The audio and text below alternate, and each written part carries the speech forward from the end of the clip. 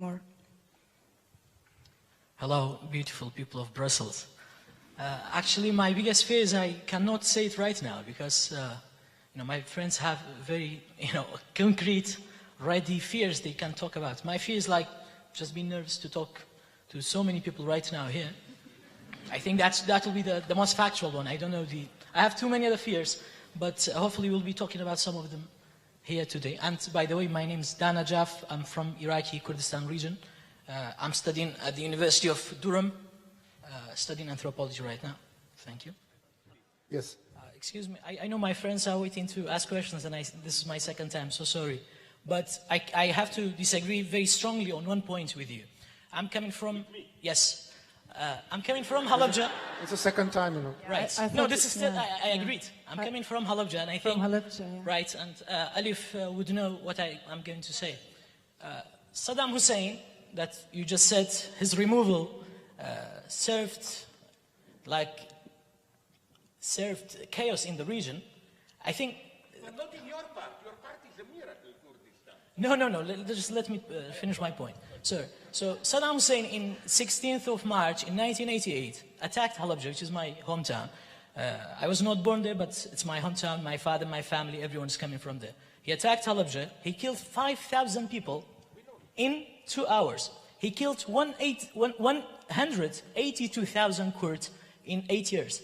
He attacked the Shiites in the south, and he killed thousands and hundreds of thousands of them. This is Saddam Hussein. So you might have been, sitting here in Europe in peace, in harmony, but Saddam Hussein was doing all these atrocities. And actually, if Bashar al-Assad, had been prevented in the first year of the revolution, where people were going out in peaceful demonstrations, asking for peace, for democracy, for pluralism, singing, clapping, and Assad had not been allowed by the Western powers to remain there and just kill disproportionately the peaceful protesters, you would not have ISIS. Look, I'm not justifying ISIS, but ISIS was an answer, a Sunni extremist answer to all the atrocities that Assad did, which now turned, of course, into a disease that has caught Europe and the world. And by the way, refugees are not that simply, just let me finish that point. Refugees are not that simply a product of internal problems. Alif Shafak is a Turk. She's from Turkey, and I'm a Kurd. And you know that when the British and the French divided the Middle East, brought a map and said, let's divide this place. Okay? They brought a pen and divided Kurdistan, which was a land, 40 million people, on Turkey, Syria, Iran, and Iraq. And since then, we have been having problems, fights, killings, atrocities. And of course, who's paying now? The streets of Brussels, the streets of Berlin and Paris and the capitals of Europe. They are paying the price right now. Why? Because the PKK supporters and the AKP supporters, the Turkish supporters, are always on the cities, on the streets, fighting each other. Why? Because you imported the problem of Kurdish, Turkish, Sunni, Shiite problems, but they are not internal. Because in a way, Europe created it. Europe went there, created the problem. Now you have these refugees from there coming here and exporting their problems to Europe.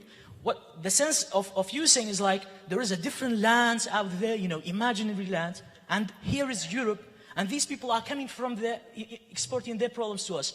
It's not totally like that. It's totally a different picture. Sorry, but I have to... But why do you think that I don't agree with you here? I was beginning to saying precisely this, how Europe created the problems there. And I totally agree. Only one thing... That's the end of the show of the last today. Thank you very much for the participation. Sorry. That's for the EU officials. They are now supposed to present it, as far as I remember from the program. Sasha, how is it with the declaration? Can I just say something? Oh, you have sorry, you have already said a lot. Sorry. No, it's fine. We have to finish. Sorry, we have to finish. So what I'm going to say is that there is a big difference between politically incorrect and being incorrect. The problem with the people like yourselves is that you say things saying, this is politically incorrect, but I will say it. But the problem is that they're incorrect. For example, when you say the enemy, we have an enemy. And I know you don't go in further details to explain who is the real enemy. But who's the enemy really? Is it Islam? Is it the Muslims? Sorry guys. It's really So that's for the the- next that's the 5 hours question. debate, on which we don't have booked this room. I guess that the audience would stay here, but sorry. I think we are doing Our the right time thing. is We are over. debating, we are talking, and we enjoy, debating. I think it's much, much better than the last talk where we just,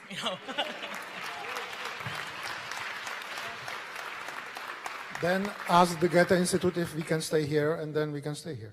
Oh, I will stay with him, of course, if you had time. Okay, Sasha, it's up I to have you. a suggestion to make. You can take this outside. It's always a good solution if the discussion becomes rather physical. Okay. We're going to have a quick coffee break, and then we're going to continue with the manifesto of the students and an ongoing discussion on what we're taking out of this and what's going to be the consequence of all the 4 panels we've had here. Thank you very much.